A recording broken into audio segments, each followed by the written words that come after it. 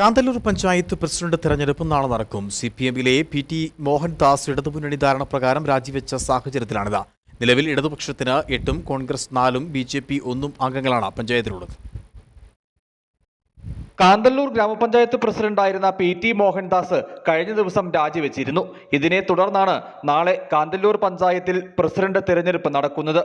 3.5 വർഷം മുമ്പ് തിരഞ്ഞെടുപ്പ് കഴിഞ്ഞപ്പോൾ സിപിഎമ്മിന് 6-ഉം കോൺഗ്രസിന് 5-ഉം സിപിഐക്കും ബി.ജെ.പിക്കും ഓരോ സീറ്റ് വീതവുമായിരുന്നു ഉണ്ടായിരുന്നത്.